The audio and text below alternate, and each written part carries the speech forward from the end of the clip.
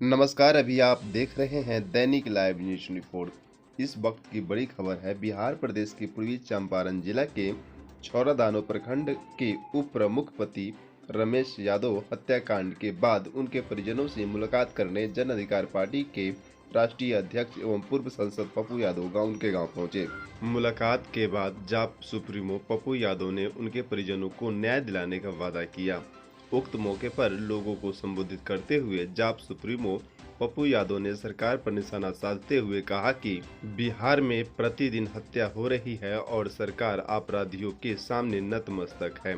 जाप सुप्रीमो पप्पू यादव ने यह भी कहा कि बिहार के विपक्ष में 75 विधायक है, फिर भी नपुंसक बना हुआ है। अगर सरकार से अपराध कंट्रोल नहीं हो रहा है तो पुलिस हमारे जिम्मे कर दे, जिसे 15 दिन के अंदर अपराधियों के लंका में घुसकर आग लगा दूंगा। वही जाप अधिकारी ने कहा कि शूटर को अविलंब गिरफ्तार करें, नहीं तो मोतिहारी के धरती पर अपराधी माफियों के खिलाफ युद्ध की शुरुआत करेंगे।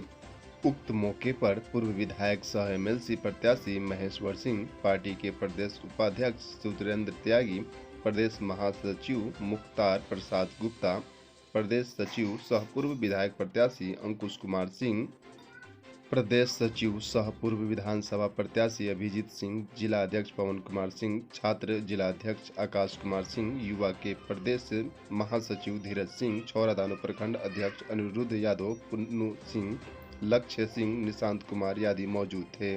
आरोप लगा रहे हैं कि जिस समय गोली चल रही थी छौरादानो थाना की गाड़ी वही थी। इस पर आप क्या सर, एक बात मैं आपको बताऊं, सुबह का समय था, पूरा दुकान उस वक्त खुल भी नहीं रहा था, कुछ खुला, और उसी वक्त नाश्ते का दुकान खुलता है। बाजार नहीं खुलती है, नाश्ते 8 बजे 9 बजे खुलता है। जो बात मेरी हुई उनके भाई से, उनके कुछ जो साथी वहां थे, पूरी मारने की तैयारी में एक ग्रुप आया था, एक गैंग आया था, और ये तय करके आया था कि रमेश को हमें मार देना, क्योंकि उसने पूछा भी, गाली देकर के पूछा क्या मर गया रमेशवा या नहीं। जब तक मरा नहीं तब तक वो फायर करता रहा, और इसी बीच थाना लास्ट में क्रॉस करती है। अब तो ये थाना का जो गाड़ी था क्रॉस की, ये तो थाना प्रभारी बताएंगे कि उस गाड़ी पर जो मोबाइल था वो कौन थे, क्रॉस किया तो वहां पर रुके क्यों नहीं। यदि तत्कालीन वो मोबाइल गाड़ी रुक गई होती या प्रयास किया जाता तो हो सकता था 1-2 शूटर 1-2 मोटरसाइकिल पकड़ा जाता। मुझे लगता है या तो हम समझ नहीं पाए सुबह सुबह, या जान नहीं पाए, या फिर समझ करके भी हमने उसको बहुत गंभीरता से नहीं लिया। दोनों को एक बात होगी सर, लगातार पुलिस की विफलता, विपिन अग्रवाल से लेकर के, सहनी से लेकर के, गुप्ता से लेकर के सभी घटनाओं में, मैं उम्मीद करता हूं कि हमारे इन्वेस्टिगेशन के तरीके को कंप्लीट साइंटिफिक होना चाहिए। जितने अपराधी मोतिहारी में हैं, सारे के मोबाइल को आप सर्विलांस में लगाइए, उसका पूरा कॉल डिटेल निकालिए, किन किन नेताओं से और किन किन ठेकेदारों से और बड़े लोगों से इन अपराधियों की बात होती है, उनको भी साजिश करता और अपराधियों का हिस्सेदार बनाइए। सर, कोई भी नीतीश कुमार पुलिस विभाग दे दीजिए। हाँ, 15 दिनों में बिहार का एक अपराधी बच जाए तो हम दोगला के पैदा करें। सर, यादव समाज की लगातार हत्या हो रही है सर, फिर सब समाज की हत्या हो रही है, इसमें जादवे ठुका है। पप्पू जी एमएलसी चुनाव को लेकर के हत्या तो नहीं हुई है। जादव 75 एमएलए ने दिया है विपक्ष को। इतना बड़ा मौग सुने हैं कि विधानसभा में उसके पार्टी का एमएलए है, लात जूता खाया, घर रूम से नहीं निकला। एक विधायिका को हम रामराज की कल्पना कैसे करिएगा बिना आम लोगों की सुरक्षा के। मैं आपको विश्वास दिलाता हूं, रमेश जितने लोकप्रिय थे और सबके लिए जीते थे, सबकी मदद करना कोई मतलब जाति धर्म मजहब का नहीं था।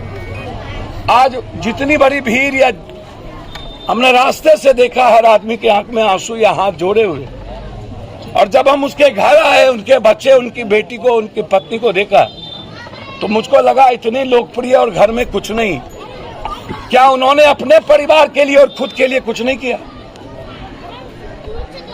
फिर इस घटना के पीछे कारण क्या है? तो मुझे लगता है कि इस घटना के पीछे सिवाय पॉलिटिकल मर्डर, राजनीतिक वर्चस्व और रमेश की लोकप्रियता और उसके काम करने के तरीके ने रमेश को किसी ने मरवाने का काम किया। मारा है शूटर, सीसीटीवी कैमरा है, लोकेशन है, उस पर यहाँ के प्रभारी, यहाँ के सभी लोग काम कर रहे हैं।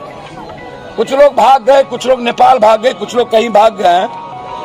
लगातार प्रशासन उस पर काम कर रही है। समाज काफी क्रोधित है, आक्रोशित है।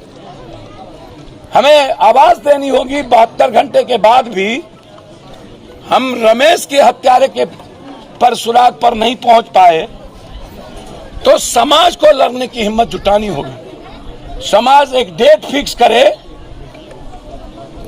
5 तारीख के बाद। यदि 5 तारीख तक प्रशासन ने शूटर को नहीं गिरफ्तार कर पाए, आप मरवाने वाले को गिरफ्तारी में देर हो सकती है, शूटर क्यों? अपराधियों का कॉल डिटेल हम निकालें, मोबाइल का लोकेशन देखें वो कहां है, और कौन कौन इस इलाके में सबसे बड़े शूटर हैं, सीसीटीवी क्या कहता है, फुटेज, और उस अपराधियों का डिटेल, कॉल डिटेल किससे बात हुई उस दिन और एक दिन पहले, तब पता चलेगा कि शूटर और साजिशकर्ता के बीच कब कब और कब क्यों बातचीत हुई। तो फिर हम उसको न्याय दिला पाएंगे। रमेश की हत्यारा बचेगा नहीं। आप भरोसा रखिए, पूरी ताकत के साथ आकाश पाताल में भी होगा तो स्पीडी ट्रायल करके फांसी की सजा होगी। शूटर जितना बड़ा ताकतवर हो, अब मुझको तो नहीं पता नीतीश जी मार पाएंगे कि नहीं, लेकिन शूटर का जगह या तो फांसी है या तो शमशान है। जी सर, मुझको एक बात सिर्फ नीतीश कुमार जी से कहना, दुनिया का सारा काम वो छोड़ दे।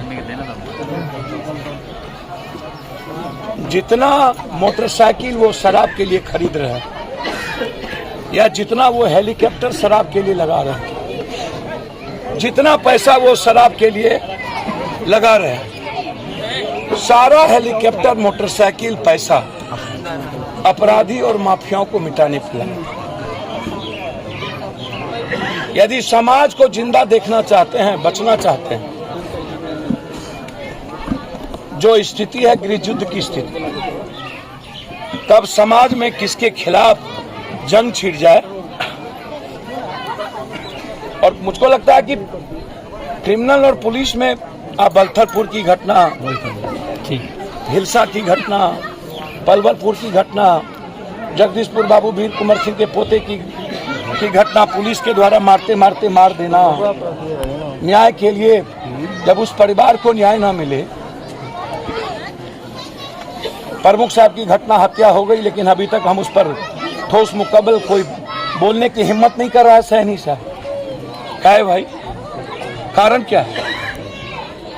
अब ये रमेश जी ने क्या बिगाड़ा था? एक सप्ताह में 3 बार हम आवे, विपिन अग्रवाल और उसके बेटा रोहित पर कोई चर्चा नहीं हो, वहां के थाना प्रभारी पर कोई चर्चा नहीं हो, और डर भी ना हो कानून का, ना नेता के भीतर डर पब्लिक का, ना अपराधियों के भीतर, ना समाज का।